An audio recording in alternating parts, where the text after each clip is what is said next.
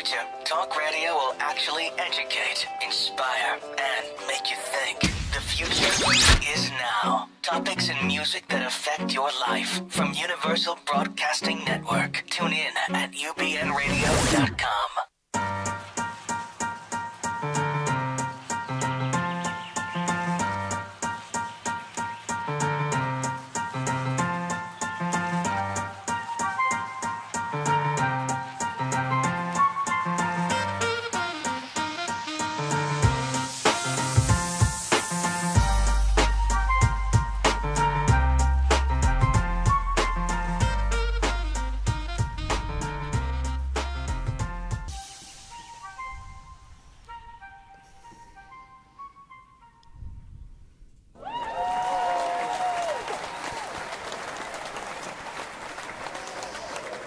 Hello, everybody, and thank you for joining me. I have a very special guest tonight. I am Dr. Judy, WTF, with the Freud, and this is a call-in show, so please call in 323-843-2826.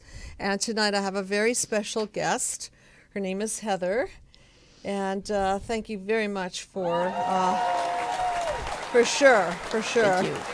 And very special guest because she's an expert on the subject that we're going to be talking about. And the subject of this evening is a subject very near and dear to my heart.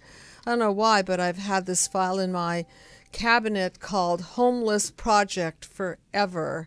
And, there's no better time than now to start addressing this huge, very, very sad topic, a topic that affects not only homeless people, it affects everybody, really. And we were talking a little bit about the impact, not only on the people who are out there on the street, but the people that are behind the glass in nice warm homes and are witness to this and the various feelings that it brings up in people. So thank you very, very much. No problem. And okay. So anyway, I thought that really you're the perfect person to talk about this.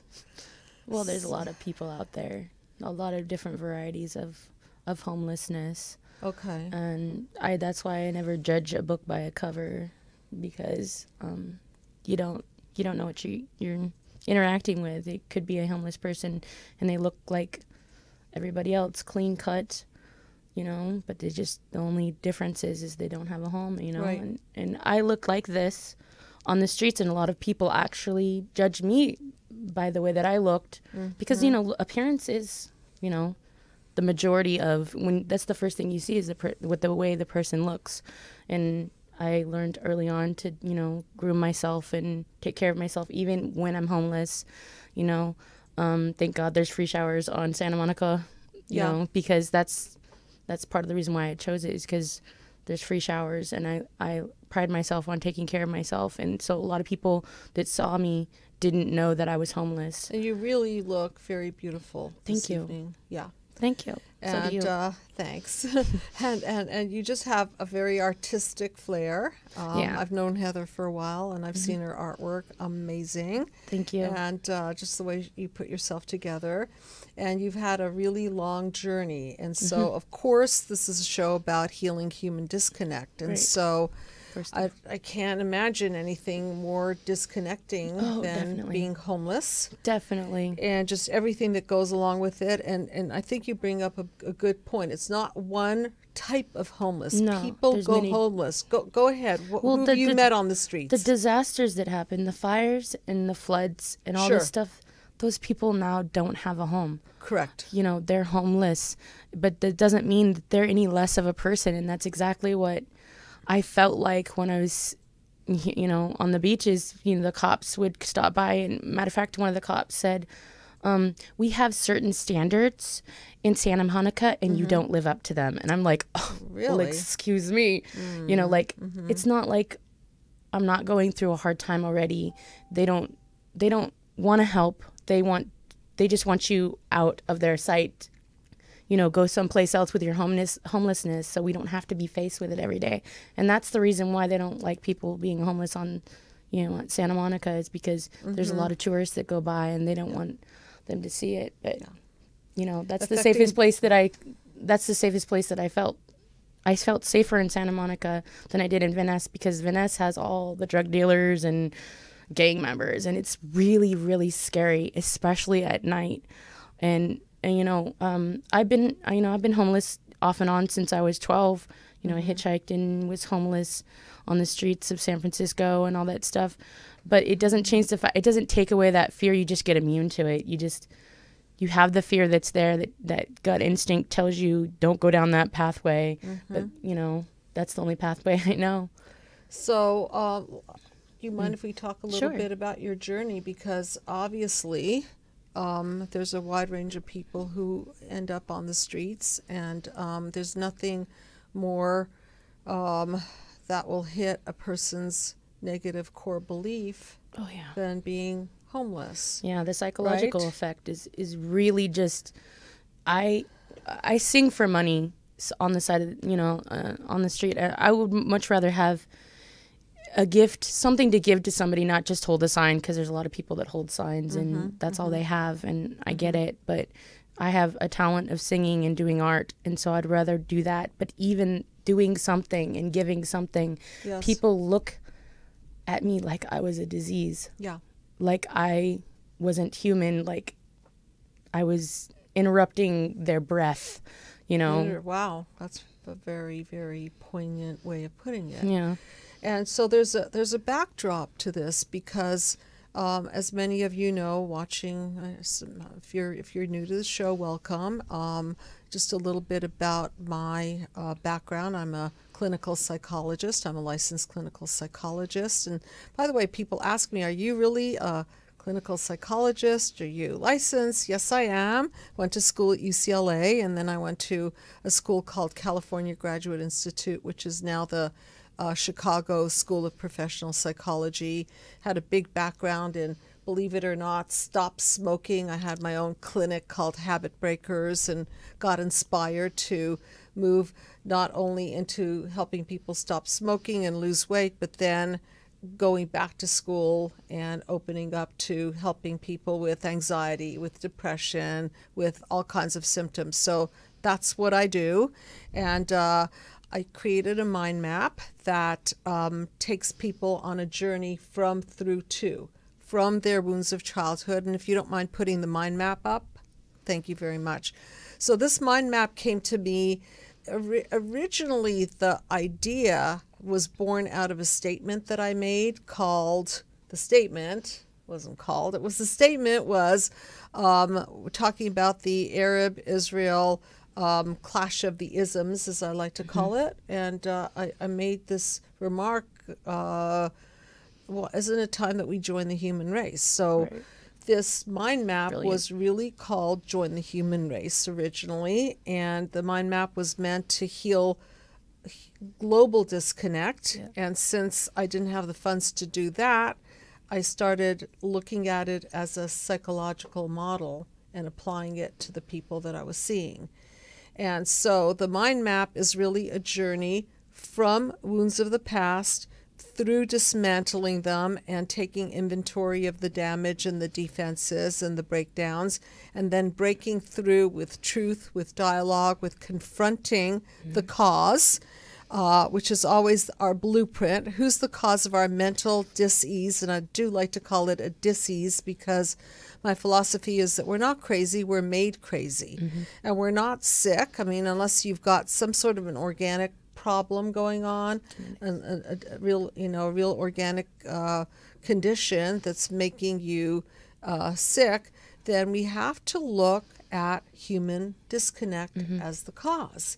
And I think you've got plenty to share on that subject, because this is, why I wanted Heather to be here today is so that we could really track the tragedy of human disconnect and what it does to a person on all levels, mind, body, soul, right? It's all connected. And economically. Yeah. Because when you have a horrible core belief and you don't believe in yourself because you've been made to feel horrible and like nothing, then that's what you believe you are, what you are. That's what you manifest, because everything starts with a thought. everything. And if this is sick and this is sick, then everything that, you're gonna manifest or bring, or it might disappear in your life, and then you don't recognize it because you've been used to it your whole life. Right. So you're not going to fix it because that's all you know. Well, we talked a lot about that this evening, about being used to something. And parents set the bar. So if you're in a household where abuse is every day, verbal abuse, there are 5, panel 1, all of the abuses: physical abuse, sexual abuse, verbal abuse, neglect, smothering. Those are the ones. I check all those except for smothering. Okay. I think you could probably use a little bit more spoiling and smothering, right? Right, I guess. To balance out. I wouldn't know what it was like. See, this is the thing, is that these are foreign because you never had... Yeah, it's literally a foreign language. Like, if I watch some of your videos, some of them on, like, smothering or, like, I don't know, hovering parents and stuff like that, it doesn't apply to me, so I don't get it. It's a flyby. It goes right over my head. But I see the compassion when you're talking about the subject and how passionate you are on how to help people fix that. And that's what I connect with when I see it, even though it doesn't apply to me. Right. The compassion and caring is there, and that's what applies to everybody. Because that's what's going to heal the world is love and compassion. 100%. The most genuine. Genuine. It has to be genuine because people tend to know and when it's fake, and they unless they're completely lost. And I guess there's a lot of people that are lost and disconnected, so they wouldn't know if it was fake or not. And it's the most underutilized force on the planet, unconditional love. So, okay, what is unconditional love? Unconditional love is something that you give to babies, okay, and hopefully grown-ups. However, I really want to also add that love is earned. It's an earnership. That's a new one. Okay. For me. So you can unconditionally love people and have compassion and understand really their injuries and so on. However, to really be in a mature, loving, panel 7 interconnected relationship, you have to earn it. And part of ownership, I think, is also earning mental health, because we're not all given mental health. Most of us are not born with a white picket fence around us. And so that we have to dig ourselves out of what I refer to as the hole in the soul. Right. And the hole in the soul could be medium, it could be small, it could be large. And these injuries could be anywhere from physical, sexual, emotional abuse, but it could also be smothering, because that's a very, very sad injury too. When somebody is spoiled and somebody is hovered over. Oh, my brother was like that. Okay, you don't separate and individuate. And even though it looks like, wow, wouldn't I like some of that? Right. Well, if you're in it, what it does is it really weakens you. He's coddled. He was coddled. So he didn't know how to do anything. There we go. For himself. So, right. I mean, I could, like you said, I could wish for it. Like, yes. Oh, that looks really good. Like, it looks like he's being loved and he's so cherished and stuff like that. But the fact of the matter is that he doesn't know how to do anything, like in the real world. So he didn't develop that muscle. You, on the other hand, you were not coddled. You were not spoiled. I was not. And so, there's a statement, I think it's from AA, that which makes you rich makes you poor. That which makes you poor makes you rich. Wow. Okay, and so sometimes I know this from my own life. Some of the things that have really deeply hurt me have enriched my soul, because I choose to look at things from a curse by design. You choose to. Yeah. Sometimes I don't in the moment, because I'm like, oh my God, I can't believe that happened to me. You're human, so. Yeah, I think, very. Yeah. And so in your case, I think you got really toughened up. Really quick, yeah. Yeah, and you have great instincts. I've heard some of your you've shared some of your conversations of how you handle pretty scary people, and I want to go through that. Oh, you mean the one that Okay, when I was on the beach and Defense mechanism 101, homeless defense mechanisms. Well, Go yeah. for it. Well, the thing is that when you're raised by someone so violent and very aggressive, and I was raised by the devil, but the thing is that the plus side to it, the blessing to it, is that I could handle a situation like this. I was sleeping on the beach in Santa Monica, and I woke up to a man that was on meth, a tweaker, and he was right there in my face. Now, first I was startled, of course, but then I composed myself, and I looked at him as just a person that was on drugs, and I had faith, and I stood my ground. I wasn't shaky, and I said, "Hello, my name is Heather."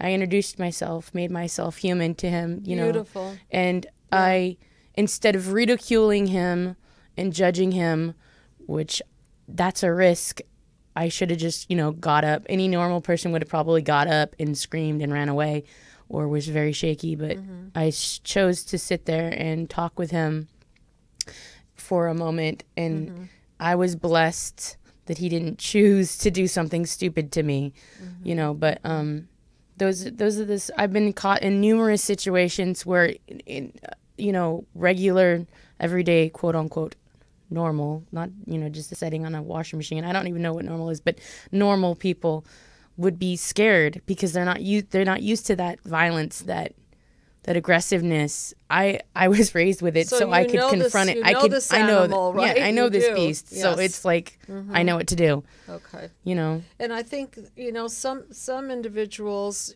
and we've talked on so many shows about narcissistic defenses and so on, where you close down, you shell up, you don't feel anymore because it's a protective mechanism. It's almost like you're the opposite of that. I'm open. I'm very open. You feel compassion for the person. You connect with the person, and you somehow when you come from the consciousness. Okay, this is a very, very important concept, and a concept behind my mind map system is that consciousness is causal. I'll say it again. Consciousness is causal. Max Planck talks about consciousness, and it is a causal force. Yeah. And so if I'm coming from the consciousness of fear, I'm going to have one outcome in the situation. And of course, we're animals. We're going to go into fight, flight. Right. We're going to be triggered. I don't know what I would have done, but I do know that when I was held up at gunpoint, which I referred to on a few episodes, I know that what I did was I disappeared. Right. I just went by. Disassociated, yeah. I did. I just went very quiet and very unobtrusive. But you don't know what you're going to do. Going back to consciousness, it seems like you seem to be able to be in the consciousness of compassion. Yeah. I know how to talk to people. I don't know where. The thing is that this is really messed up. I have been, like I said, I've been abused in every different every way that you could think of.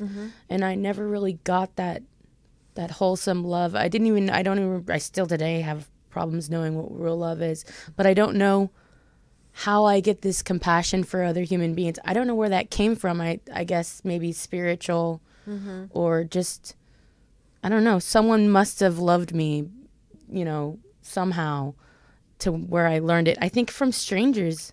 When I was younger, that's who saved me. People, their compassion. I was saved by compassionate people that genuinely cared about me. And I looked and I soaked it in. Like a newborn, even though I wasn't little when I got saved. I was 12.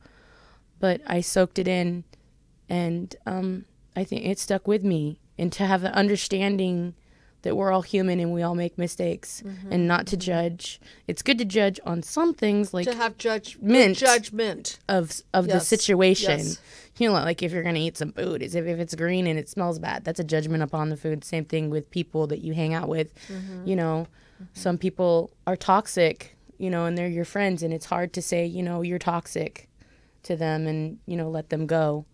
But sometimes you have to. But you have to be aware of it to begin with. I spent most of my life not knowing and not being aware that I'm surrounded by all these toxic people. Because it was familial and familiar. Yes. Okay, so if you don't mind sharing a little bit, you know the mind map. Heather's listened to so many of my episodes. I go to sleep to your. You don't put me to sleep. I fall I don't asleep. put you to sleep. No, you don't. Not that boring. No. Okay. But I do go to bed. I go to bed watching your videos to feed it into my subconscious. Before I go to. It's like eating something wholesome.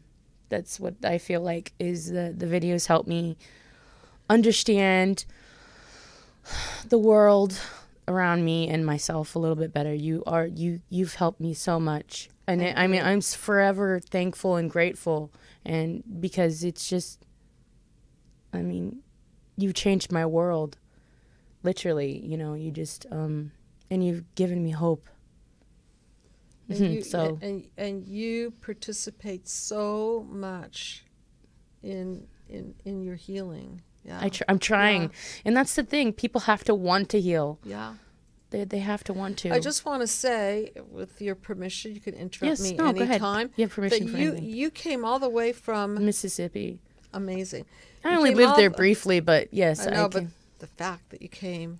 Yeah, I came here from Mississippi because I was in an abusive relationship, and I chose to rather be homeless on the beach than to endure the abuse any longer. I know it took 3 years to figure that out, but I always give people the benefit of the doubt and give people the time to change if they're going to, if they really care about the relationship and us.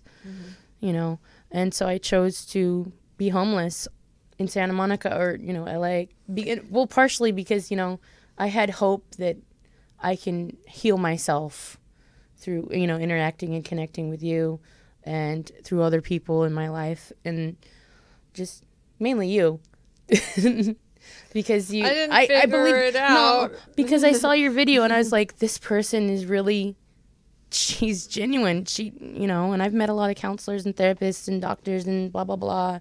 I was a guinea pig. I was put in a mental hospital, when I was 12 and had a breakdown, and I was a guinea pig, and they put me on all kinds of medications. They didn't know what was wrong with me, and so I've met all these people, but when I saw you, you were very genuine on your video, and I was like, and when I called you, then I was for sure that you really were going to help. I was meant to see your video.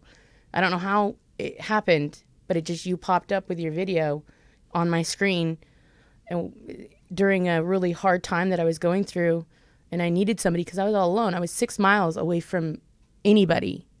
It took me 2.5 hours to walk to town. I don't know how to drive, and I didn't know anybody in Mississippi, so except for the relationship that I was with. So I was very isolated. I felt like a prisoner. And so when your video popped up, it was like a keyhole.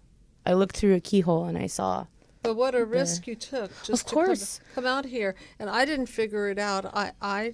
She walked into my office, and I didn't know that you were homeless until I think you brought your luggage, and I think I kidded around with you. I said, "Are you moving in or something?" And then I said the place that I'm staying won't allow me. I tried to not let her know that I was homeless, of course. And I said, the place that I'm staying doesn't let me keep my stuff there, so that I tried lying a little white lie, but I didn't want her to worry about my situation, and then she figured it out, I guess, or came clean eventually. And then she helped me. So being homeless, psychological effects. Okay, so the homelessness is a reflection, isn't it, of your panel 1 wounds and everything that you endured? Because clearly, mostly, when people have a symptom or an outcome or chaos and a breakdown, such as going homeless, it didn't just come from thin air. No. Okay? So there's a backdrop to this. Okay? So if you wouldn't mind sharing your panel one wounds. You said you could check off just about every one of Yeah. them, except for the smothering Yeah. and the spoiling, Yeah. which you could use a little more of. Okay, well, in a good way, in a nurturing way. yeah. Yeah. Well, the thing is, if you did that, I'd do it right back at you, but more, because all I need is a little bit.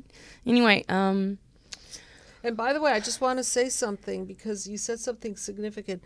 Heather has a really very, very soft heart, and she's a giver. And I've done a lot of shows on the people pleasing. yeah, I'm a definite people pleaser. That's one of the things we're working on, because it's beautiful to give. It's not okay to give to people who are takers. That's right. I call them vampires. Okay. And by the way, this is a call-in show, so please feel free to call in, ask Heather a question. Yes. Please call in. And share your experience of what it's like love that. for you to have been homeless, if that was your situation, or what it's like for you to be somebody who's a have in terms of economics, and then go by a homeless person who's sick or cold or has sores on their body or smells bad or is a child and is holding up a sign with the mother. How you feel about that. And I think, I was just saying to somebody that I think that ambivalence is one of the hardest human emotions, because I have to say a lot of feelings run through me when I see it. Yeah. Okay? It runs through me too. Of course. Yeah, I go through the same situation, even though I'm homeless. When I'm out of the situation, the way that I look at other homeless people is the same way. You go through all these ranges of emotions. What do I do? How do I help this person? And how do I figure out to be okay if I choose not to do anything? Yes. And it's okay not to do anything. You can pass by. It's okay. And what I refer to a lot when I'm holding my sign or singing, well, I hold a sign while I'm singing because then it indicates I want money for singing. Exactly. But I think to myself, it's okay that person, didn't give, but I gave them the opportunity to give. Yes. So it's a chore, it's humbling, actually, very humbling to live off of people's kindness. Very humbling experience, but there's some people that are just so mean and jaded, and a lot of them are drunk when they say stuff. They just say horrible, just degrading things, like I'm a pit stop for their junk. And there's actually a lot of my friends that are homeless too. They go through it a lot. They go through it a lot. They get ridiculed because of the way they look, because they look different than me. They're kind of grungier, or they have dirt under their nails, or they get treated differently because of their attitude and their mentality, because some of my friends are addicted to drugs and alcohol. Yeah. And that's another level. That's another level of homelessness, and there's a lot of people that are addicted to things, which it's all connected. See how you started first with addictions, people's addictions. Yes. You started, at the smallest level, and then you worked your way up to human connection. Yeah, that's true. I never so thought it's about it it's that all way. connected the same way as homeless people, being homeless and having addictions. Yes. It all goes hole in the soul. Hole in the soul. Yeah, it all right. goes to the same spot. So just because you didn't experience homelessness, you may experience homelessness in a different way. Like lack of stable friends, or lack of willpower. I don't know.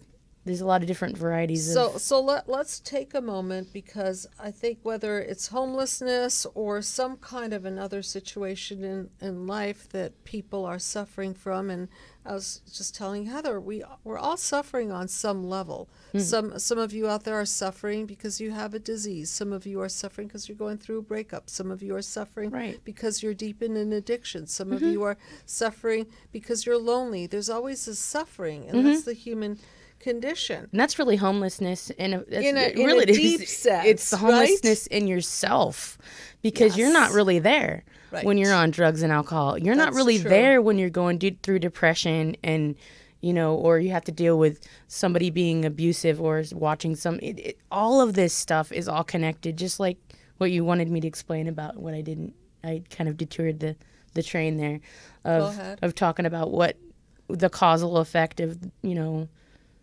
all this, the abuse that I suffered when I was a child. I mean, and it was excruciating. I had to survive. I wasn't living. I was surviving. I was enduring these people that dumped their junk on a child. I can't even fathom, like, picturing myself, like, treating a child like that, the way that these people treated me. And it was, I never had a home, to tell you the truth. And then you went from no home to foster home. Right, foster homes. Yeah. I never knew the word of stability in home. I never really had that. And that kind of blows trust in the world. Because even when I was living in a home with my Right. parents, and they were upper middle class. Right. You know, first I was very, very poor with my mom. 2 different situations. They got divorced. And then with my dad and my stepmom, they were upper middle classes. So I got to experience, which is a blessing. Very, very poor. No running water, no electricity. Yeah. Eating out the garbage can. Yeah. No home, no warmth, no, you know, very religious, like cult-like setting. And to that, when I was seven and a half, moving to my... That was with your stepmother and your father? No, or that was your with my mom and my uncle, which see. is my stepdad, which is my dad's brother. My Uncle Daddy. Okay, Anyway, Uncle Daddy. Daddy. And that was in Arizona. And then my dad took me to Crescent City, California when I was 7.5. And I stayed with him for 5 years until I was 12. And yeah, I had a stable, like, I had a roof over my house, a head, I had a bed. You know, I was able to take a shower and bathe, and I had food in my belly. But I didn't have a home. Yeah. They were so abusive to me. I don't know. I felt alien the majority of my life. And I guess that just carried on because there was never really anybody to recognize the abuse that went on. But eventually it got caught, and I got seeing counselors and doctors and all that stuff. But because I was so broken, I didn't open up to anybody. There's a period of time where I didn't even talk to anybody. You know, I didn't use words. I just completely shut down. So therefore, if I shut down, I can't tell you how to help me. They didn't know what was wrong with me. That's why they put me full of medications and stuff, because they didn't know it, because I wasn't talking. I think that's our go-to in our society. I thank the intelligence of the pharmaceutical companies for people who really, really need that. Yeah. I call it I like to take a psychological approach first, but of course there's some people who need the medication. Yeah, there is. People who are bipolar, for example, they do a lot better on lithium and some other medications. Some people do. And I'm turned off by it. No, I mean, it's just, you can't go there only. You've got to look at the cause. Right. And so it's no surprise that you ended up on the street, and Right. it's no surprise that your core belief is something like what? I'm worthless. Right? I think that, a lot, I'm stupid. I'll say, and I turn into a little kid. It's like I lose all control, and I don't know if any of you guys relate to this or not, but I lose control, and this little kid comes up, and it's like, no, I messed up. I'm a mess up. I mess up everything I touch, and I have no control over that. It feels like another entity comes into my body and possesses it, and I think it's just the abused child that never got fixed. That's right, because that abused child always thinks that you're wrong. Right. It's your fault. Right.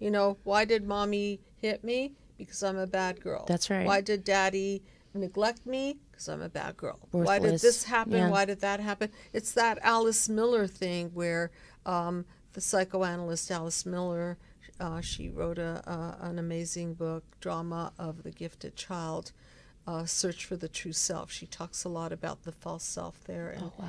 yeah, it's just, really, it's a classic book that everybody should have on their bookshelf if they're interested in this kind of topic. And the explanation in there is brilliant, that the child does not want to be in a paranoid world, so she or he will make him or herself bad so that they can be the wrong one, and mommy and daddy could be the powerful, godlike, idealized figures, because we don't want to lose the idealism of our parents. And so we as children, we take the hit, we take the blame for pretty much everything. And also that's something that we have control over. Right. That's the one thing that, you know, we don't have any control as children. So if we think, well, it's my fault, then you could sort of take a little bit of control. Absolutely. You know, and feel a little bit, you know, not as lost. So I'm just paralleling the fact that when you're feeling this worthless, which obviously got encoded in you as a psychovirus, I like to call it, and you soaked it in, you bought into it, because that's what children do when they're given either nonverbal or verbal messages. We as babies, infants, children, we soak it in, and we're making conclusions about ourselves, like, oh, we're stupid, oh, we're worthless, oh, we're not lovable, oh, we're garbage. Okay, so when you get these kinds of messages, it's no surprise that you would be more likely to end up on the street, because the street is kind of like a hologram, right? Well, see, I told you so. See, I'm garbage next to the garbage can. Right, and I've actually thought that, yeah. Yes, not surprisingly. Yeah. And this is a call-in show, and please feel free to pick up the phone and call in, 323-843-2826, and we're happy to talk about this very, very important and deep and painful subject. And I want to talk about the effects now on people who are not homeless, who are watching people who are homeless, and what that's like. And so what do you think people are feeling that are standing next to you? Step away. And they go, ooh, like it's contagious. I was like, most of the time I was like, don't worry, dude. Homelessness is not contagious. What? Okay, and you know, one of the things that I learned in shrink school in my psychology classes, I had a wonderful supervisor, and she would always talk about helpful help and unhelpful help. And so I want to bring that up because I think that people generally, they want to do something, and maybe they do that as a defense mechanism because they feel so uncomfortable that they can't do anything, or they're embarrassed that they're turned off. Right. Okay. And it's for real, because some homeless people, obviously, they look dangerous, or they're talking to themselves, or they smell bad, and they're angry. And so the idea is we don't want to get too close to the people, but then I know for myself, I want to do something, but I don't know what to do. So I think there's always something to do. There's numerous things that are safe in so a constructive tell me, way. What do you think people out there could do? Soup kitchens, volunteer at soup kitchens, make a sack lunch. And this is what I wanted to do actually when I had money and was stable, sort of. Was just make a whole bunch of sack lunches, you know, get a box from a food bank or something, and then make them food and then hand it out. Yes. I mean, that's safe during the day. Yeah. You know, and then you know, just, you don't have to give money. You know, you can give time. Just sit next to someone that you think that is having a hard day, and it doesn't necessarily have to be a homeless person. It can be anybody, and I've done it numerous times myself. Sometimes people just want someone and need someone that'll listen to them and make them feel human again. And a lot of people that are on the streets, they don't even like have human contact, like literally human contact, like no hugs, for months, years. And it's so sad, non-touched in years, years. And I mean, painful. Just, you know, I mean, it's gross to shake somebody's hand or something that looks all nasty and stuff, but, you know, wear gloves or something. But just that handshake and a smile. Or look them in the eyes. you know, just listen to what they said, and that'll save a person. That'll save a person's life. That'll save a person's moment. Just making someone smile and just spreading compassion. When I was homeless, I started with my friend because I had a group of friends that stayed with me. I started saying positive things to just total strangers that walk by. Just say, "I love you. You're beautiful. You're a wonderful person." Literally, it made people smile like they started gleaming. The way that they walked was different. They stood up taller, and we did too. It helped us as well, and it's just a compliment. It's a total stranger. And a lot of people cut themselves off from human connection, even in that sense of saying something decent or kind to people, and it creates positive energy. You know, we were talking about medication, and so our brain is the best source of pharmacology ever. Oh, yes. And human connection is the neurological connection that gets all of the serotonin and the dopamine flowing. So if we're just going to go by having our own thoughts or our own intentions be the pharmacology, right, that heals the human race, then what you're saying, just by virtue of the fact that you're saying something to that person or paying attention to that person, that starts to change their physiology. It changes mine too. Right. It's like it's like a supernova or whatever. Just it goes out, and you can actually feel. Yeah, you can actually feel. Yes. You could feel that energy and the kindness go, and then they're kind to another person. Yes. And, you know, and just that's what you guys can do if you wanted. If you're passing by and you feel bad about passing up a homeless person, don't feel bad, because there's plenty of opportunities and plenty of time to do something kind for anybody. For anybody. Right.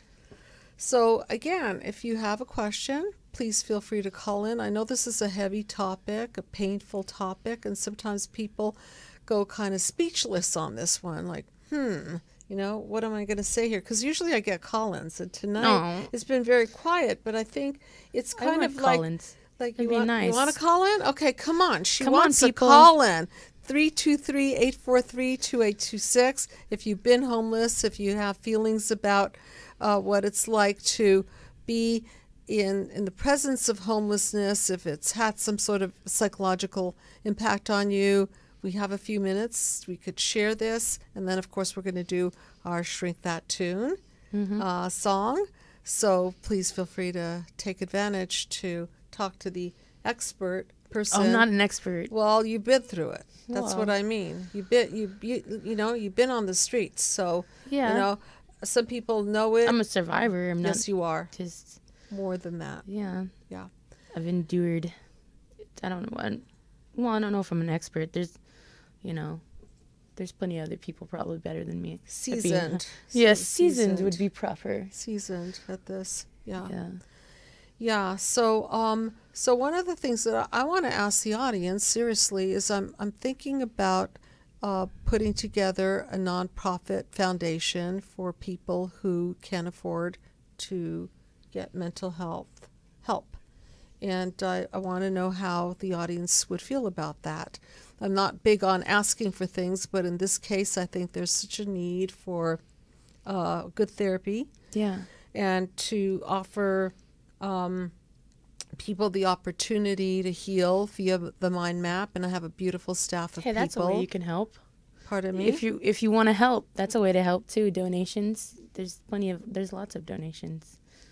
Yeah. Yes. I didn't even think about that. Yeah. And then people can sponsor somebody who is in dire need of mental health care, and offer that person mental health care of a kind that goes to the cause of the matter, because we can't just treat the symptoms. If we're just going to be treating the effects of homelessness with medication or just food, or just home. If you give the people things, which is very important, very important, Yeah. not discounting it, but you have to make them solid and whole Right. mentally, Otherwise, it's or not. else they can't hang on to it, because if you don't have the mental health, then it's like it's going to just flow through the person's hands because they don't know how to. Exactly. They and they're don't just have gonna, to. They don't know how to internalize it. Yeah. Plus, there's a lot. You know, I almost feel like I'm addicted to being homeless almost, because that's the only pathway I know. Like,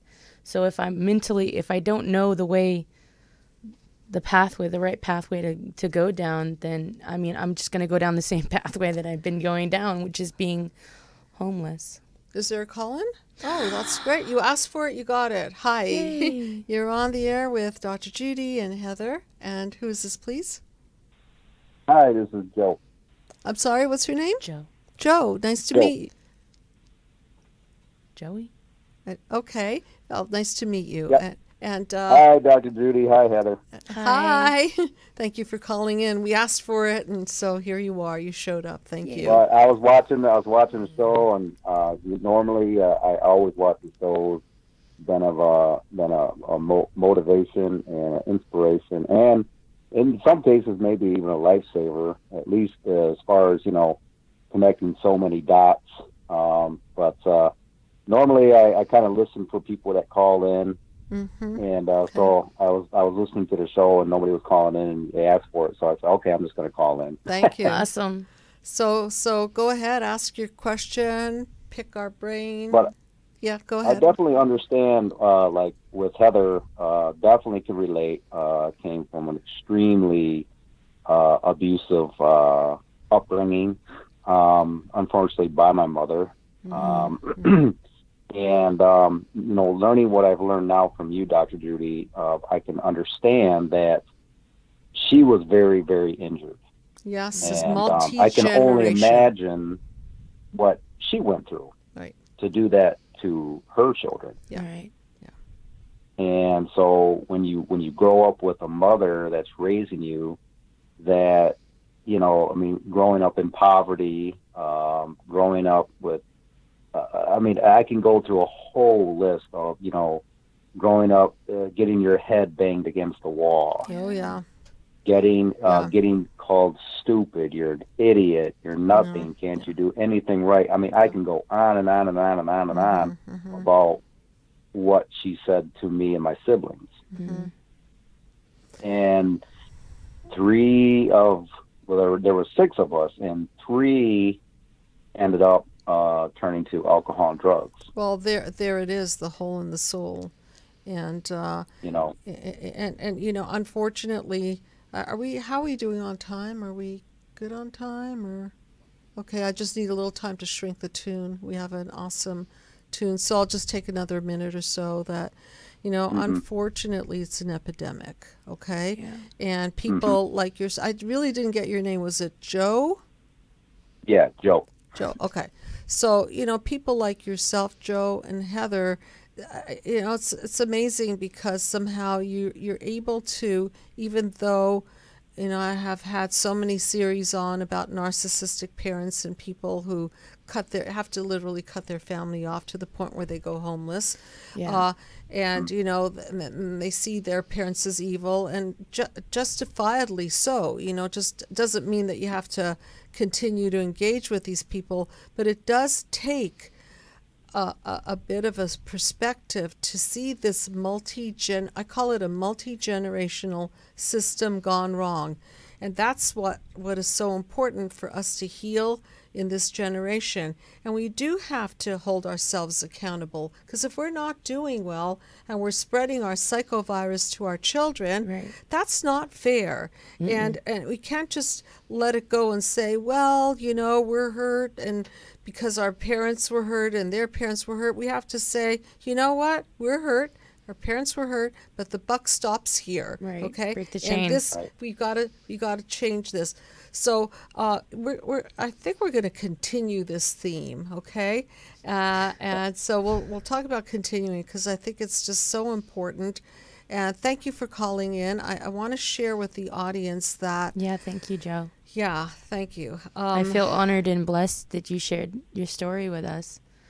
Oh, for sure, Heather. I mean, you're- I can definitely relate, and I know Thank you're you. short on time, and it seems like the hour goes by in a minute. Yeah, I Yeah, know. that's what it With feels awesome like to Yeah. me. information and Thank you. that you share. Okay, Yeah. thank you. And by the way, Joe and audience, my mind map video series is just about out. I'm going to be up all night tonight, I think, editing the last minute because I want to make it right, and I have to give up on the idea of perfection. It's just not going to be perfect. So there.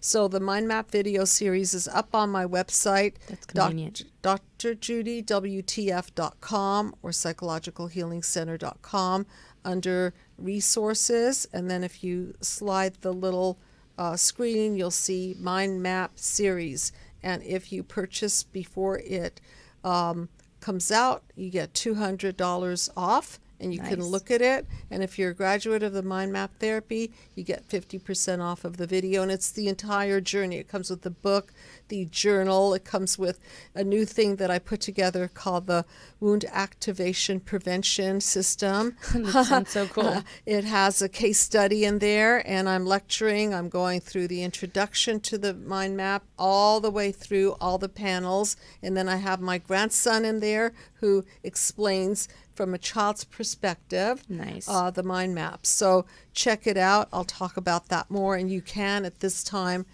pre-purchase it. And so I want to close out with a Phil Collins lyric. We do have a couple of minutes. Is that okay? Oh, 2 minutes. Am I still on? Yeah. Yeah, you're online. So thank you. I'm gonna read the song out, and then we'll pick this theme up another time. So thank you, Joe, for calling in. And Okay, thank you, and Okay. nice with the work that you do, Heather. I'd love to see your art sometime. So Oh, thank yeah. you. Thank you. I have to post that on the Yeah, site. that'd be cool. Yeah. That'd be awesome. That'd be Yeah. awesome. Okay. Okay, thank you. Have a good night. Thank You you, Joe. too. You too. Okay, so Phil Collins' lyrics, Another Day in Paradise, one of my favorite songs. Heather, you chose it. And by Yeah. the way, Heather's been choosing a lot of my Shrink That Tune. Oh, you don't I have think to I'm, give me I'm credit. making her the official Shrink That Tune song chooser. And also, I just I'm love open music. to suggestions. Yeah, and I love rock music. So, Yeah. okay, we're going to shrink this together. So I'll kind of bust through it because we're short on time. She calls out to the man on the street, "Sir, can you help me? It's cold and I've nowhere to sleep. Is there somewhere you can tell me?" What do you think that's all about?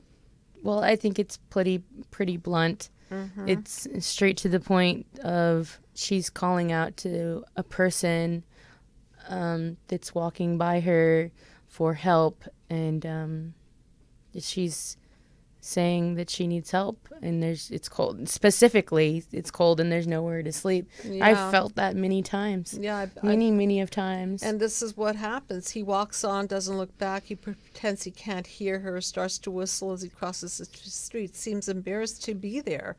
Oh, think twice, 'cause it's another day for you and me in paradise. How ironic, huh? Paradise, sure. Oh, think twice, 'cause it's another day for you and me in paradise. Just think about it. Yeah, I like that just think about it part. There's a lot of people that walk around, they don't think about it. They don't want to think about it. They don't want to see, that's why he ignored her.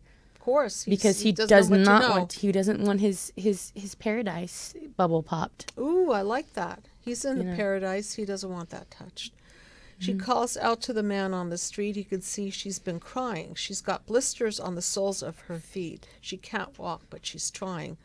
Okay, so then the chorus. I'll skip over because we're so short on time. Okay. Oh, Lord, there's nothing more anyone can do. Oh, Lord, there must be something you can say. So, seems like she's praying. No, No? Phil Collins is praying.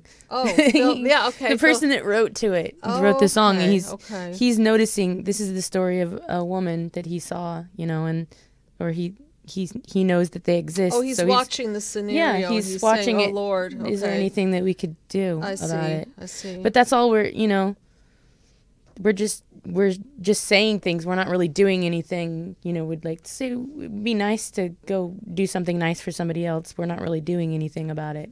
So I'll just finish a couple of stanzas, then we'll close on. You could tell from the lines on her face, you can see that she's been there, probably been moved on from every place because she didn't fit in there. Oh, think twice. Like the police officer. Come on, get off the beach. Right. Moved around. The lines on her face. She's endured a lot. Oh, because the weather out there is, man. Oh, man, it's brutal. Okay. The sun and the cold. I mean, no sunblock given to homeless of course people. Not. Yeah. But so there's so much here. It's such a beautiful, deep song. Thank you for recommending this. And I'll just close out because I know you didn't analyze it. We only have. Pardon me. You didn't analyze it. I didn't analyze no. it. You did it. All right. Yeah. I'm like a baby bird. Yeah. Well, she taught me how to analyze. Thank you. You know how to think like a shrink. Yes, I do. Yeah. So I really appreciate you coming on and being vulnerable and open and sharing this very, very tough experience. And I do want to hear from my audience. I want to hear from people. How do you guys feel about setting up some sort of a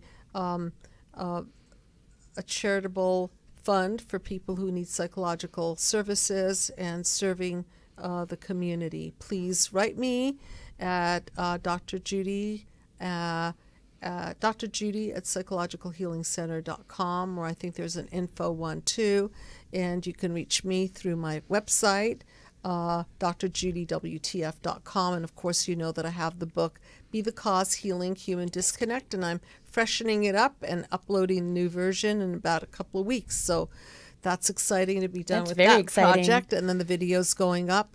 And so thank you. I can't wait for that one. Yeah, me too. I'm very excited. Yeah, thank you. So very, very much appreciate you having the courage to come out here and share your story, and hopefully you'll be back. Yeah, it'd be my honor. Hopefully we'll get more colors next time. Yes.